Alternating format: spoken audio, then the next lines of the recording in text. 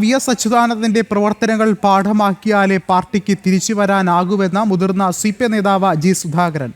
Party പ്രത്യയശാസ്ത്രത്തിൽ നിന്ന് വ്യതിചലിച്ചെന്ന് തോന്നിയപ്പോൾ VS. തുറന്നു പറഞ്ഞിട്ടുണ്ടെന്നും സുധാകരൻ അഭിപ്രായപ്പെട്ടു. കേരളം കണ്ട കർക്കശക്കാരനായ കമ്മ്യൂണിസ്റ്റും ജനപ്രിയനായ മുഖ്യമന്ത്രിയുമായിരുന്ന വി.എസ്. അച്യുതാനന്ദനുമായുള്ള അനുഭവവും അദ്ദേഹത്തിൻ്റെ പ്രവർത്തനങ്ങളുടെ ഇന്നത്തെ പ്രസക്തിയും വിലയിരുത്തുകയാണ് വി.എസിൻ്റെ പ്രമുഖ ശിഷ്യരിൽ ഒരാളായ ജി. സുധാകരൻ. അല്ല, വി.എസിന് അവിടെ സമമായിട്ട് ഇപ്പോൾ ആരുമില്ല, ആരും ജീവിച്ചിരിപ്പില്ല. സ്വാതന്ത്ര്യ സമരകാലത്ത് തന്നെ പാർട്ടി ചേർന്ന ആളാണ്. 1940 ഇന്നത്തെ ഈ കർഷക തൊഴിലാളി യൂണിയനില്ലേ, സ്റ്റേറ്റ് അഖിലേന്ത്യ, അത് സ്ഥാപിച്ചത് ഈ പള്ളാത്തുരുത്തിയുടെ ആ ഭാഗത്ത് വടക്ക് വശത്ത് കിടക്കുന്ന ഒരു പാടശേഖരമുണ്ട്. ഒരു കർഷകത്തൊഴിലാളി പ്രസ്ഥാനം തന്നെ സ്ഥാപിച്ച മറ്റൊരാൾ ഇന്ത്യയിലില്ല, വി.എസ്. ആണത്.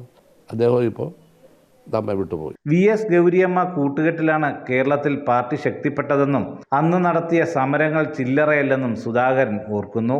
വി.എസ്. ഗൗരിയമ്മ ബന്ധമാണ് കേരളത്തിൽ ഒരു 10-15 വർഷം. വി.എസ്. ഗൗരിയമ്മ ദ്വന്ദ്വമാണ് കേരളത്തിലെ ഏറ്റവും കൂടുതൽ ബഹുജനങ്ങളെ അണിനിരത്തിയ ഒരു വലിയ പ്രസ്ഥാനം. ഈ ഉച്ചഭൂമി സമരം, കുടികിടപ്പ് സമരം, ഇതിലെല്ലാം ഇവർ രണ്ടുപേരും.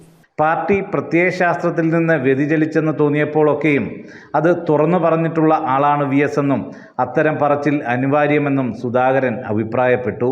വി.എസിന് അങ്ങനെ തോന്നിയാൽ വി.എസ്. ചിലപ്പോൾ പരസ്യമായിട്ട് പറഞ്ഞിട്ടുണ്ട്. അല്ല, പ്രത്യയശാസ്ത്ര നിലപാടിൽ നിന്ന് ആര് മാറിയാലും അത് പരസ്യമായിട്ട് പറയണം. രഹസ്യമായിട്ട് വെച്ചാൽ പാർട്ടി വെച്ചു. പ്രത്യയശാസ്ത്രമില്ലേ, പിന്നെ എന്ത് കമ്മ്യൂണിസ്റ്റ് പാർട്ടി? മാരാരിക്കുളത്തെ വി.എസിൻ്റെ തോൽവി പരിശോധിക്കപ്പെടേണ്ടതാണെന്നും സുധാകരൻ പറയുന്നു.